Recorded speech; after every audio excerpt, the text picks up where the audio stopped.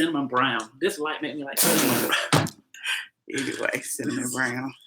Light make me cinnamon brown. If we turn off the light, we can see the damn view. We can't see the view with the light, but we look good though. Yeah. We got the Oprah light. You know, Oprah said black people need good light. That's what Oprah said. Y'all know I watched Oprah. That's what Oprah said. Yeah. Okay. Do I need my tobacco? I got a haircut today. Here's what you need. What I need? We need to. She always telling me to be quiet. This I had to get. Yeah, you need to shut the hell up.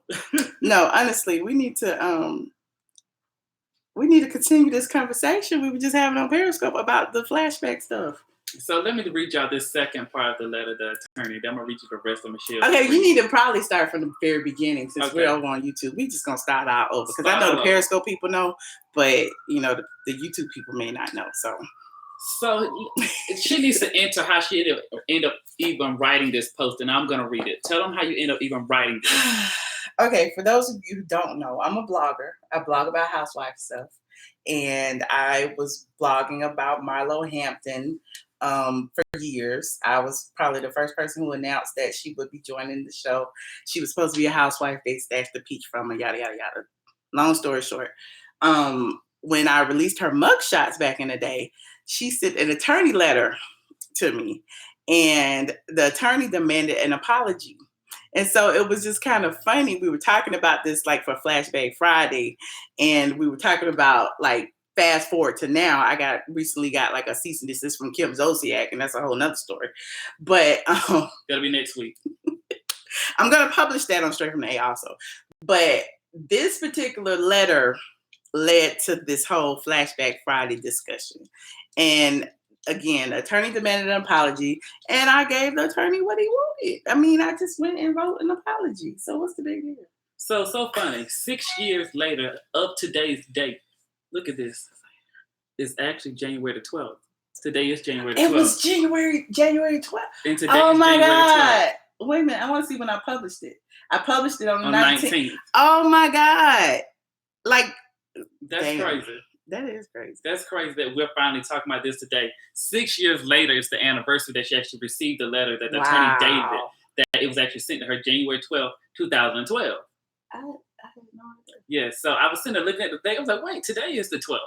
So it's so funny. It comes up and how funny life is. So let me read you this letter from the attorney. Mind you, at the top of the letter, Miss Queen of Shade publishes all 7 of Marlo's mugshots across the attorney's words, letters, and everything.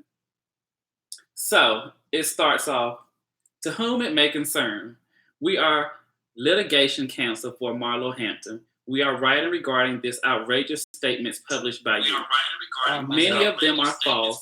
They invade my client's privacy. They are defamatory, and they constitute public revelation of private facts. They also give a raise of instability liability. But if you want to see this, you can actually go to straightfromtheA.com and like type in ATLien's public apology, Marlo Hampton, and it should come up, or even type it up in Google, and you can read the entire thing. But go ahead, Josh. I'm sorry. Publication of an appreciation, retraction, and apology is demanded. In addition to your immediate cease and desisting from this conduct. Each of the following are incorrect and false statements. What was incorrect? Bullet point 1, that Marlo slashed a girl's face open with a razor or some other sharp object in an apparent argument over a man. 2, that Marlo didn't think that there was a chance in hell that she'd be convicted on the charge. 3, Marlo allegedly said something about cutting a bitch or fighting a bitch. Number 4, that Marlo is shady. Then the letter concludes. The first one says, of course, we would have been informed of the true facts. You have checked with my client or her representatives. Not surprisingly, you did not do so. So we are interested in learning the truth, but rather in publishing and spreading attention-grabbing lies. Now the second one, letter, page 2. You gotta read the whole letter. Page 2. Why you gotta read the whole letter? Just read the apology. Okay. Because the attorney letter is pretty much irrelevant. Okay, I stopped. Okay. Just start from the, I mean, because I'm going to start right here. YouTube people. Michelle starts off with her apology letter this way. Let me clear my throat. Here goes. It's so funny for me to hear somebody else read what I wrote. Dear Marlo Patrice Hampton. Whole name, middle name, and everything. I am sorry I jumped the gun and announced that you would be the newest Real Housewife of Atlanta, way before Bravo made the decision not to make you an official housewife of Atlanta. That's her first apology. Second apology.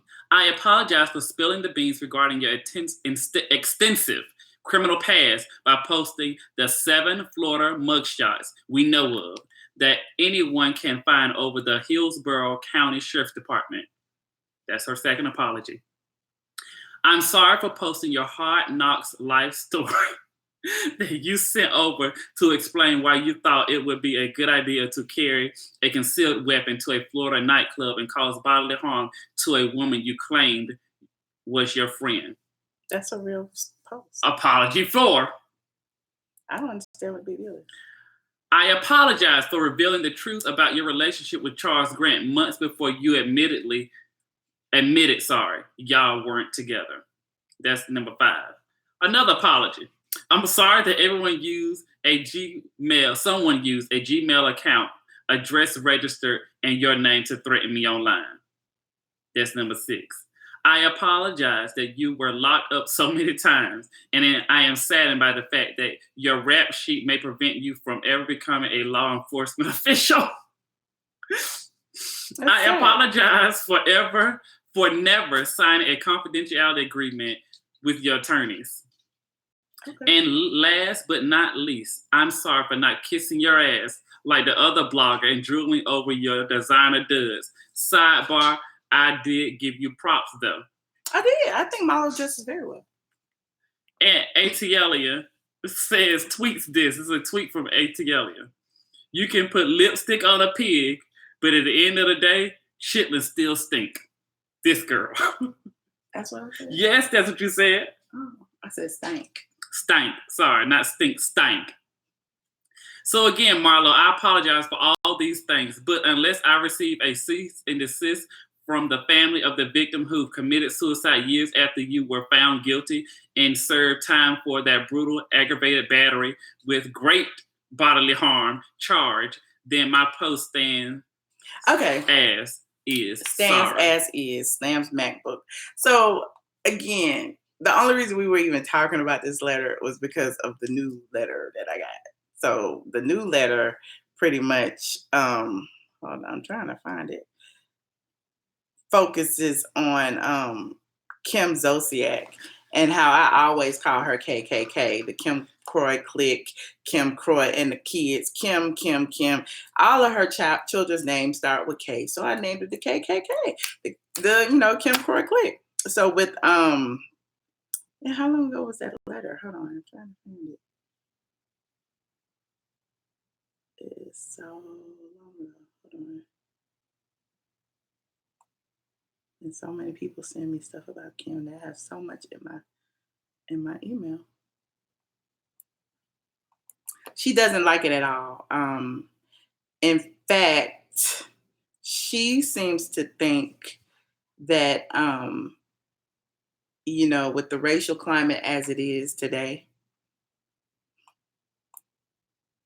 Hold on. Here's Kim's letter.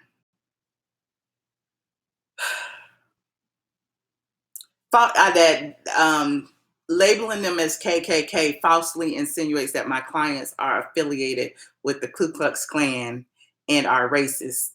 And those statements are categorically false. She also says through her attorney that, hold on.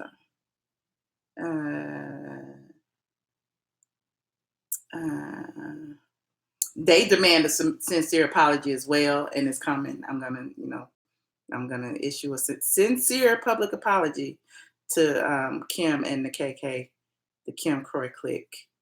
They said that there is zero truth to my assertion that the clients are racist. The blog is centered around a dispute between Nene Leakes and Kim and her daughter, Brielle, following an incident that occurred at Nene's home during her white party last summer. Linked in the blog is what you described as a 15-second video taken by Brielle in Nene's guest bathroom this past summer during Nene's white party. Although you claim to have been present at Nene's white party, you are wrong about the circumstances of the footage. The first video is one that Brielle posted of herself on Snapchat. Unbeknownst to Brielle, the video also captured a large bug crawling across the floor.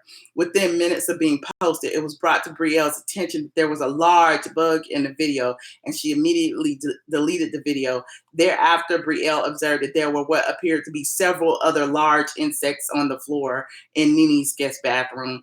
And so she took a second video, which she shared with her mother. So they were trying to, like, you know, claim that, you know, I was wrong about, you know, there being roaches. Whatever, child. We're gonna talk about that on the site as well. I just wanted to get into the part that says that I stated in my live video. If y'all recall, if you are on Periscope, you may recall that I said, who says such and such lives in a roach-infested house? That's like the white girl talking to the black girl and saying something like that. To me, that's racist. You just gonna assume because I'm black, I got roaches? Like, seriously, that's some foul shit. Those were my exact words. So she's saying, my clients have never made any assumptions about Nene or the state of her home based on her race, and it is offensive that you falsely state that my clients will make such an assumption. The fact that Brielle personally observed insects clogging on the floor in Nene's guest bathroom, and she shared that fact privately with her mother.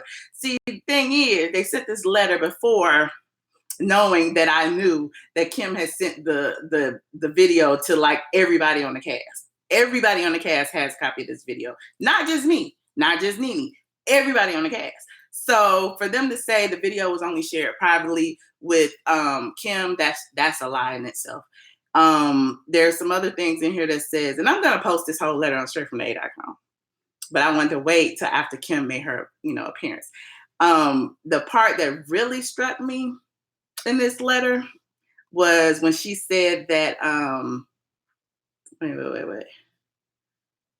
season 4, when she was caught using the N-word, I think I talked about that several times. It says that,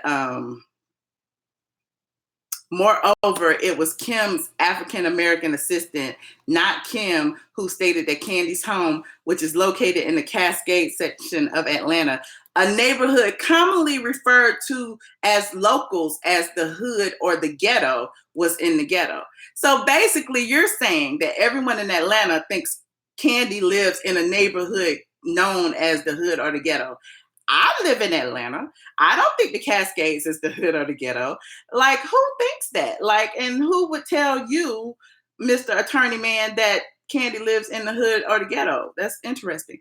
And it says the reference to eating chicken takes completely out of context a conversation between Kim and Nene that occurred after Kim declined an invitation to attend Deshaun Snow's Sunset Barbecue, in which Kim stated that she did not care to sit around eating chicken. So basically, you're saying that Kim said that she did not want to sit around eating chicken, but with these black girls, when that's what she said. See what I'm saying? So this letter pretty much goes round and round in circles, saying that it is defamatory for me to state that Kim uses racial undertones when, in fact, she uses a lot of racial undertones at all times. All the time. And you know what's funny to me? People don't know the stories that sometimes you get or I get because Atlanta's small. How she acts behind the scenes with different stars and different. She always acts like everyone on that cast member is either beneath her or the help. And even her co-star said that in the post that I did earlier this week about Cynthia and Kenya, and they both said that Kim, you know, had this entitled attitude, and that's why I was like, white privilege is pretty much what it is, that she can come on set, she can boss everyone around. Even Kenya said that she treats everyone on the set like they work for her, i.e. her slave. I added the slave part because that's what, you know, that's what people think. You like getting a flashback. You remember when Phaedra was on and Phaedra was like, Kim, either I film and I'm pregnant, but you always have an excuse not to film. Mm-hmm. This when Phaedra was pregnant. This is at the reunion when they were like, "Well, Kim, you never want to work. Mhm. You never want to do anything. You never want to do this. You never want to do that." That's when they had that big scene that she called him a nigga at the table, and they usher her out and, of course, slammed the camera. Mhm. Remember when Derek J told her that, you know, her and Sweetie's relationship was offensive to some, and she was like, "Oh, well, I don't understand." And he was like, "You may not understand it. You may see it differently, but when people see the way you treat her, it is offensive." And so, like, people have tried to tell her she doesn't see it. She can't see it because she's blinded by her white privilege. And you know that is what it is. Because you know, you live a certain life, you see things a certain way. Until she walks in the shoes of a Black woman, she'll never understand why it's offensive for someone to be treated like a slave, or to be called one, or to say, you know, you chicken eating, watermelon eating, whatever, you know, all the things that she said. Like, even when she talked about Candy's pool, and she said, you know, "Yeah, I'm glad you got an indoor pool. Y'all don't need to be out there in the sun. Yeah, y'all don't need to be in the sun anyway," or whatever. So it's just, you know. Or paint your stair rails black, Candy. Yeah, y'all gonna need that. Oh, I'm gonna lock my doors to her Range Rover. Mind you, some used ass Range Rover that didn't even make their body style anymore. Girl, you should want someone to steal it so you can get the insurance money to get you a new car. So yeah, it's a pretty, like, it's like 3 pages. I'm trying, where did I put it? I just lost it again. I hope she gets the peach all the house. So I feel her dig deep down in her past and her marriage. What for Kim? I mean, she wants a. Kim needs a peach. She needs the money. She needs the money. Her family needs the money. She needs the money. Hell, you could tell that by her flea market on her site. Like, you selling shirts, shoes, socks, robes, skincare, everything on her site, everything on her Instagram is a sponsored post. So, I mean, she needs it. Where's the... Yeah, and you know, it's so funny that she always has this token Black person that she always claims, "Oh, we're like sisters, we're like friends," or whatever and whatnot. And then she goes to tell, and even those people have said that they have certain experiences with them. And I'm not gonna call no names, but I know them personally. You know what I'm saying? And she, you know, posts them on her Instagram, and it's like, "Hey, here's my friend so and so," or "Hey, here's my friend so and so," and you treat them like crap, or don't even pay them what they're worth. So, and you wonder why, you know, she don't use XYZ services anymore. And that's because she refuses to pay them. She feels like they should work for free, or they should provide her designer gear for free, or whatever. So, where is the letter? I got so many emails, you guys. I just be like, what letter you looking for now? The Kim letter, because I wasn't finished. I was gonna read the end. Oh. And I closed it too soon, and now I'm back. Why Sean don't style her anymore? Oh, y'all asked about? I don't know. Listen. No, she doesn't need this job. According to her, her show is doing way well. According to her, this show is doing pitiful. Because it was doing so great, she wouldn't be back on the Housewives because she doesn't want to work with those girls. First of all, the only reason Kim got a show was because the girls banded together and refused to film with her. She was still under a 7-year contract. So what Bravo decided to do, instead of giving her the boot and having to pay out her contract, was give her a show. So that benefited both of them. Bravo got money, i.e. the advertisement. Kim still got paid. So there you have it. She didn't get a show because she was so great. Right, and she was a viewer's and favorite. People wanted to hear, you know.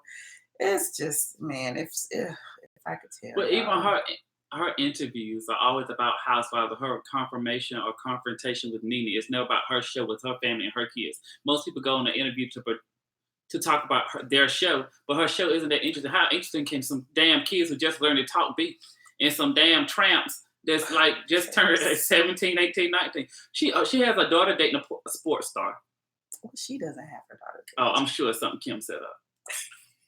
It's a scheme set up by Todd to come up with the bullshit. And she'd always like to point out what Croy made $20 million in his career. That's before taxes, honey. That's before the agents got their money. So he lucky he got $3 million. And that was before those 6 kids.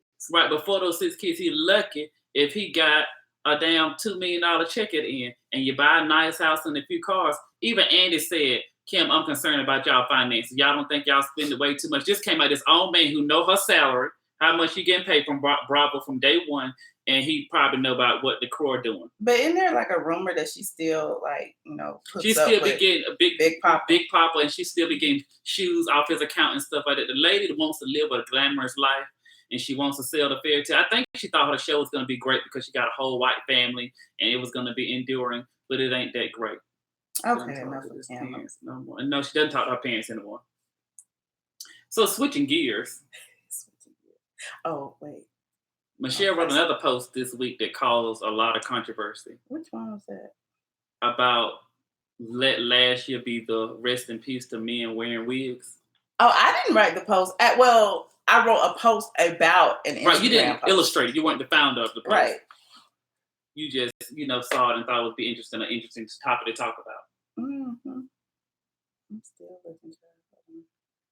Oh, here it is. You need to put a flag in. I know, right? I'm gonna do it right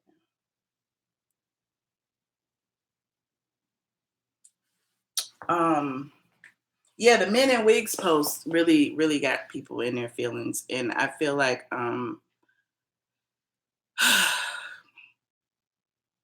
first of all, when I say Black women are tired of being mocked by men in wigs, what I mean is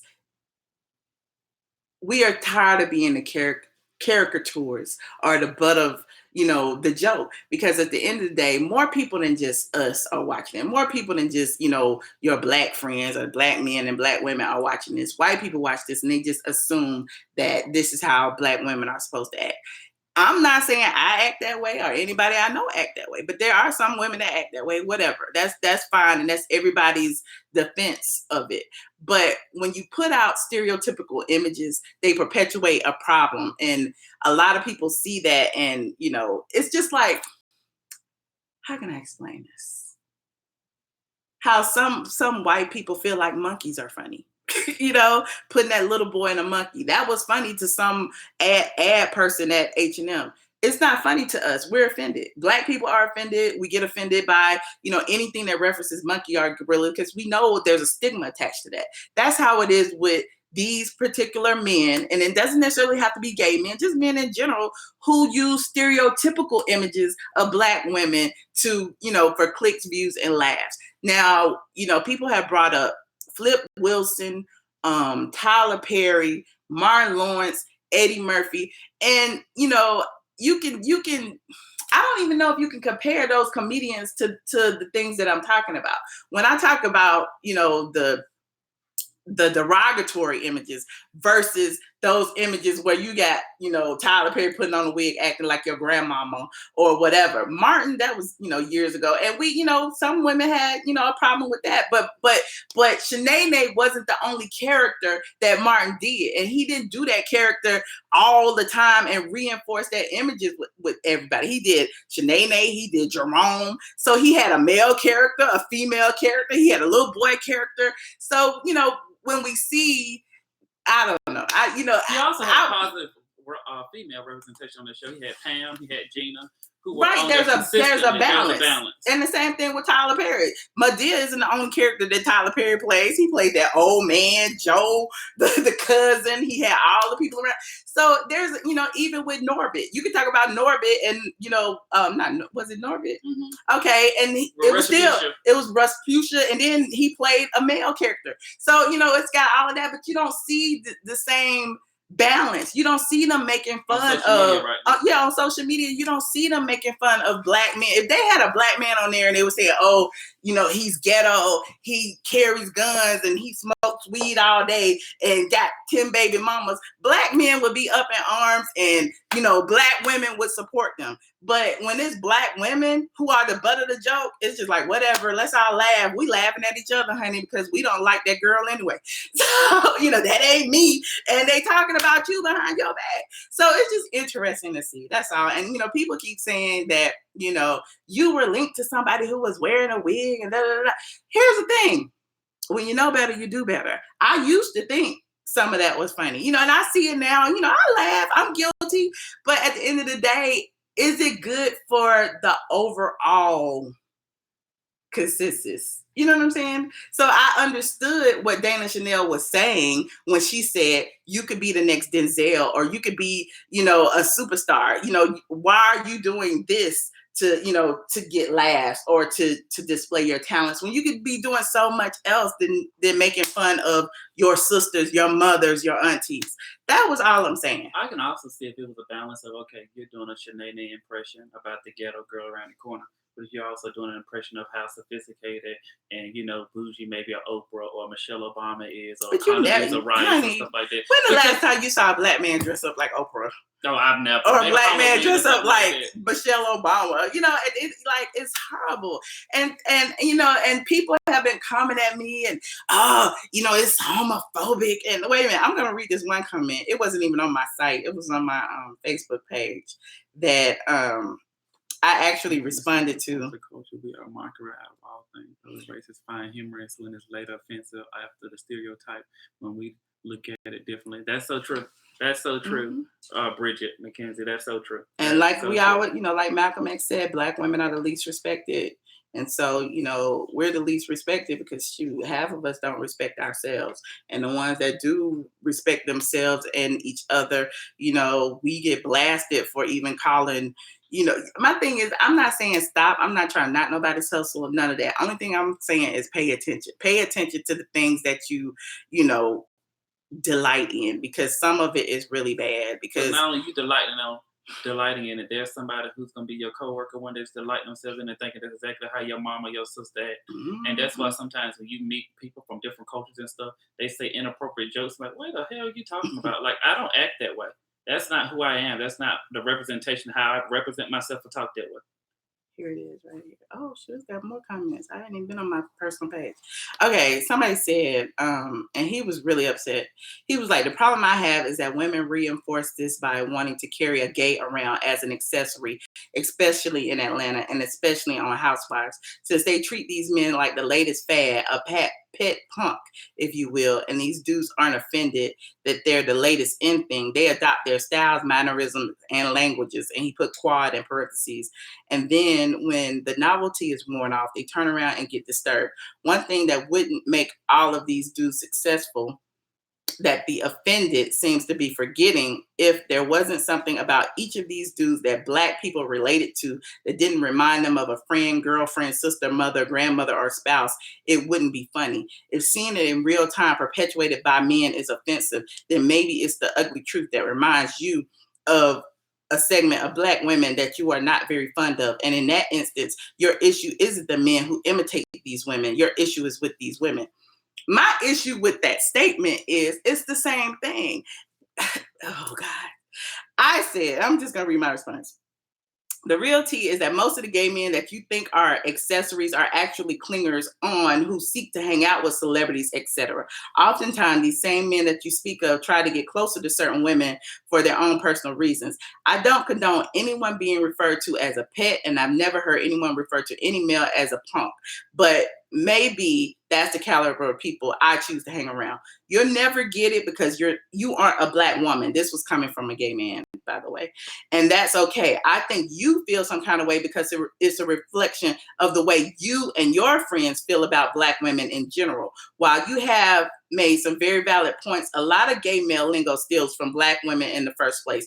Feel free to disagree. At the end of the day, these are still men who choose to make black women the butt of the joke, and there are a lot of women taking notice. And by the way, I was just being cordial by responding to you here. Please respond on the site. I always have to include a disclaimer because most of the time I don't even see these comments. Like I said, there were like 12 more comments on here that I haven't read.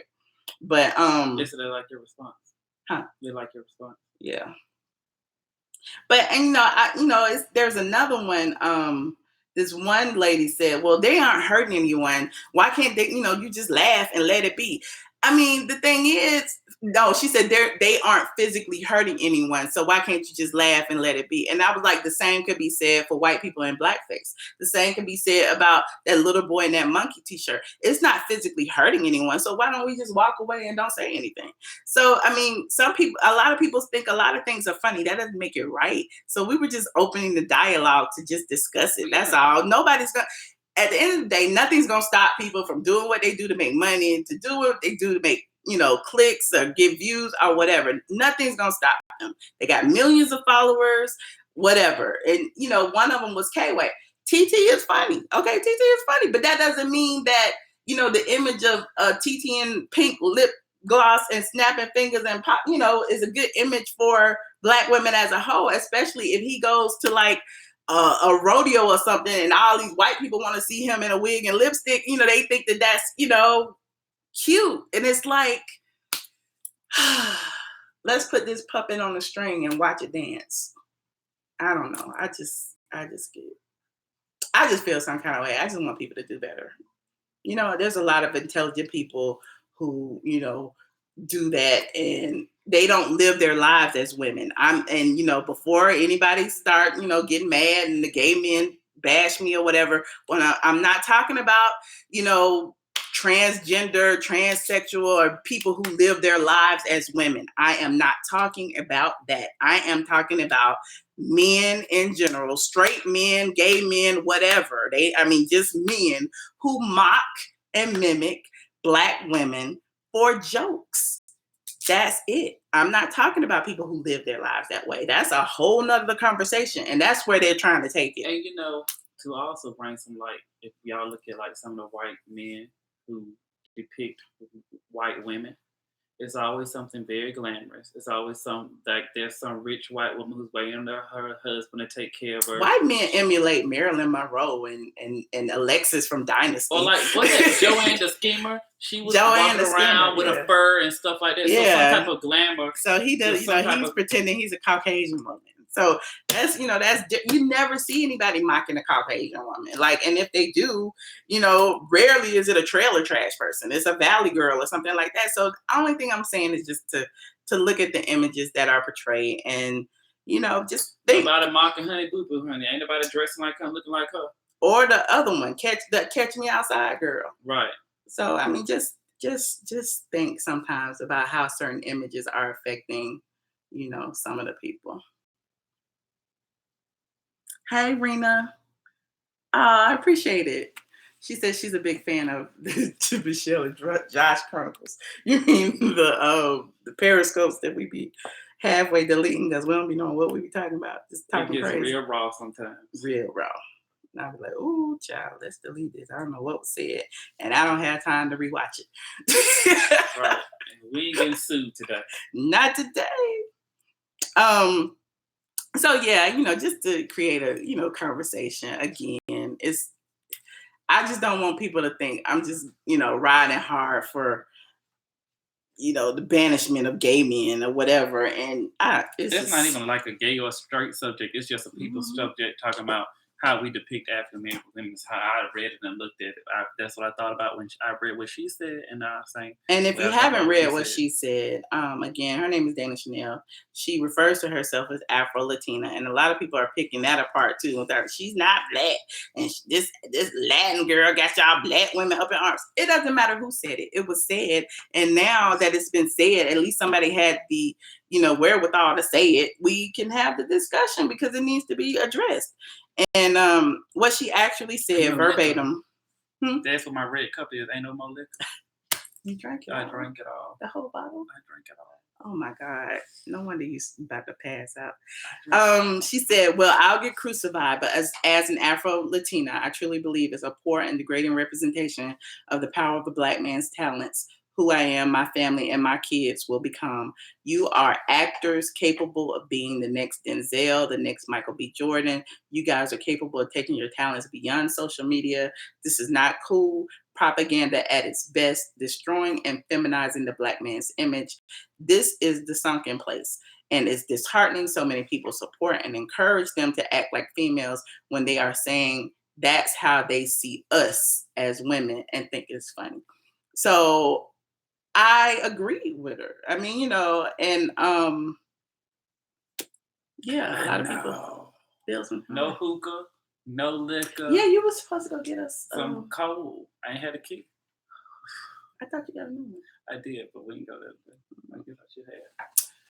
So yeah, that was that topic where, and a lot of people seem to agree with me, and it's crazy because a lot of people are kind of like scared to say they agree because then people go be in their comments cursing them out. Like people have been saying the same thing, and next thing you know, there's some gay man up under the comments, bitch. You get your hair done by a gay man, but you can't. It's like I've never got my hair done by an Instagram comedian. I mean, never. So, I mean, you're taking the argument in a whole nother direction. That's all I'm saying. So, yes. That was a different topic. That was like a lot. But you know what? I tell you what, if Oprah becomes president, she's gonna stop a lot of this stuff, which I do not want her to be president.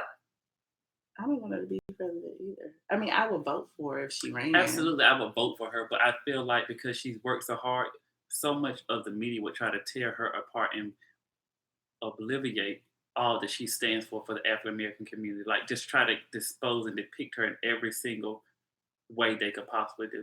And I think a white man would have an issue with a black woman having that much power already and then have even more power. Yeah.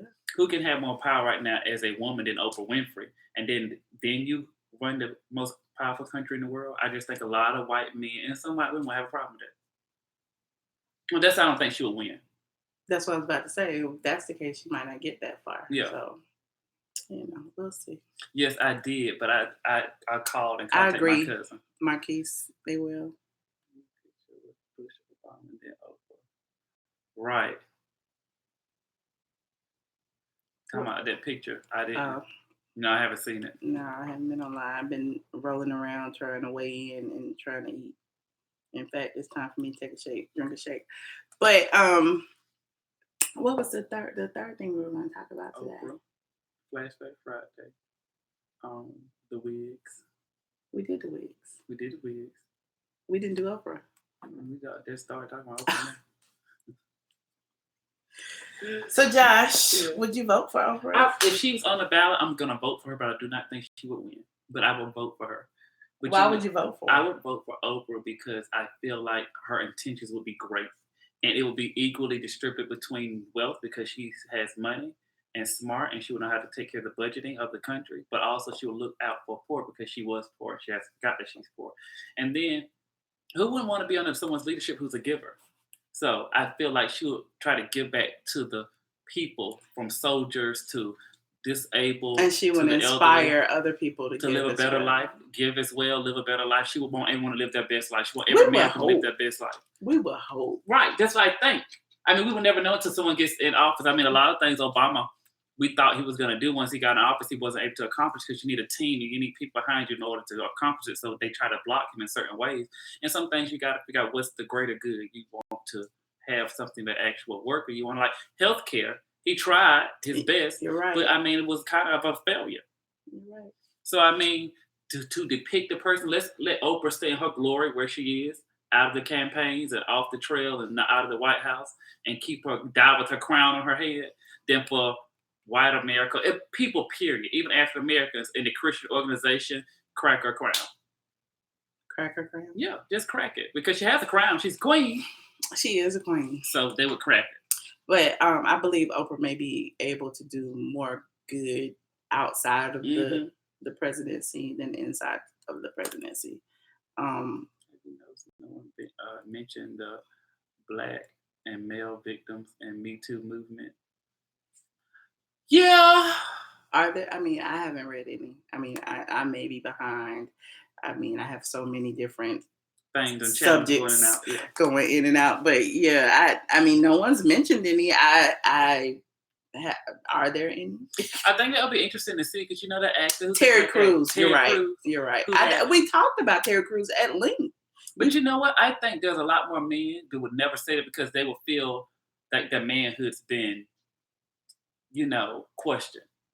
Especially African American men, we're so proud.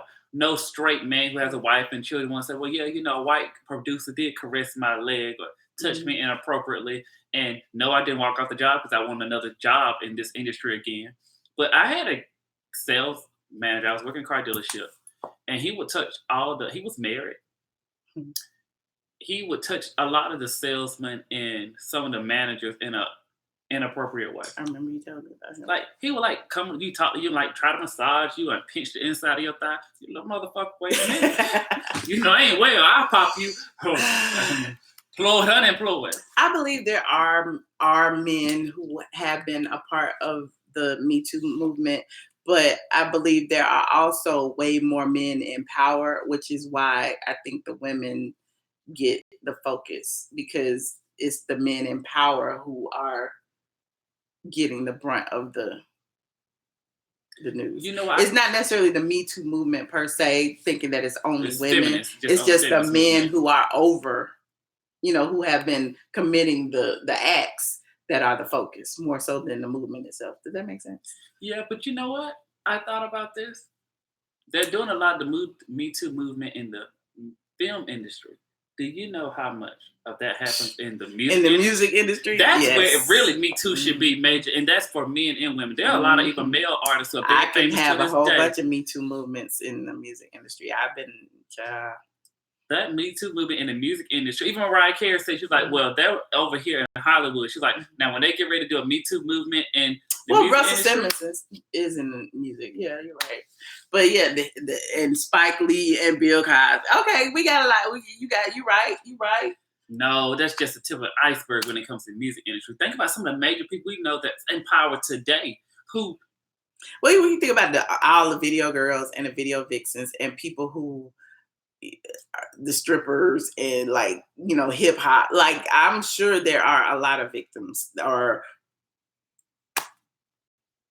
let me let that die, because I'm just sure a lot of things can come up about the misogyny in hip hop. But even when it comes to the men touching other men inappropriate in hip hop, that is a great deal. There's some rumors and stuff that I won't say, because this ain't my channel, and I'm a guest on my friend at my friend house. Know her channel. There's a lot of major artists that are men who have touched other men inappropriately, or other men would not feel comfortable being in the room with them without their whole staff being with them, and that's just true. There's a lot of child molestation that's happening in the music industry. Don't get me started about, I was ride or die for Raz-B and that whole Chris Stokes situation. Yeah. So I mean, and I believed Raz-B's story. I don't care how hard they twisted his arm to take it back. I believed his story, and the fact that Quentin Tarver came in the picture, and he, I've gotten some inboxes from him as well, discussing some of the things that happened. So yeah, I believe. I'm sure there's some women in higher positions who taking advantage of men in any type of industry. I mean, baby, to have that kind of power, I'm sure they took what they could. I'm sure it's been done to them. So like, shit, I'm gonna do it back. Yeah, they probably do it to women. Right. Where Mona Scott Young at? Right. Allegedly, we joking. Allegedly. We joking. Now, Mona got a lot of power, though. Yeah, Mona does have a lot of power. So, still scared of his life. He got off. Shoot, you saw that? What happened? Still backtrack like a bug. When he posted that meme of Oprah and Harvey Weinstein, whatever his name is, and he was going in on her, and everybody felt like it was immediately after the Golden Globes, and so he did a video today where he pretty much backtracked and said, I would never, downplay anything that Oprah has been a part of. Her contributions are epic, but I was just merely calling out Hollywood, not Oprah. But Oprah was in the picture, so it's like, dude, he backtracked. He totally backtracked. He picked the wrong battle. So let me make this crystal damn clear. Okay, yes, he did. He made it crystal clear. That was one of the posts I did today, because I was like, dude, are you serious? He totally backtracked. Before I could even do the post on the meme, he had already took it back. Let me see the picture he posted. This is the picture he posted. So when you have been a part of the problem for decades, but suddenly they all think you are the solution. And it was a picture of Oprah. Ignore my nails. I know they're horrible. But it was a picture of Oprah and Harvey. Yeah. And his caption said, oh shoot. His caption said, "Oh, I forgot. That's right. You'd heard the rumors, but you had no idea he was actually serially assaulting young, starry-eyed actresses who in turn had no idea what they were getting into. My bad." And both of the pictures he posted, Oprah was in the picture. But his wife, or his baby mama, whatever she is, Heidi Klum, was one of Weinstein's many friends. And so, there's several pictures of her with him. So it's like, why didn't you post a picture of your wife with him and say that same thing? Yeah. Well, it's so funny, And so his I'm sure if Oprah knew, she wouldn't have been taking pictures with him. Sometimes people don't know. You never know who knows what. I'm not gonna say she did know, and I'm not gonna say she did. But she wasn't raping them girls. That's all. I mean, right. And he said, "Let me start by saying I have an enormous amount of respect for everything that Oprah has achieved and contributed in her life. What I reposted was not an attack on Oprah at all. She just happens to be the person appearing with the pig in the picture." No, he was gonna try to start something. Then He somebody was gonna called try him, to. was He like, was "Wait a gonna try to minute, you start better some. get yourself together." Because before, you know how much thought people put in their Instagram posts these Right. days. He didn't just post that and be like, "Hey, Right. oh, it's Oprah. Oops." No, he knew. I think he should take his damaged face and be quiet. Oh, stop. Not damaged face. It is. His face is damaged, and he should be quiet. So anyway, you guys, Now, our picks was sealed with him too. we're gonna talk about this more on the site. If you want to read any of It's the just a little things that we taste. talked about, the stories, I'm gonna put the links below. Yeah, we talked about a whole lot, and we're always open to discuss, debate, agree to disagree, all of that. So yeah, we'll be back. I'm sitting up here still halfway working. Right. She already on the site working. All right, y'all. We will holler at y'all later. Hope y'all enjoyed this impromptu live that my Periscope people made me come to. See y'all. Bye.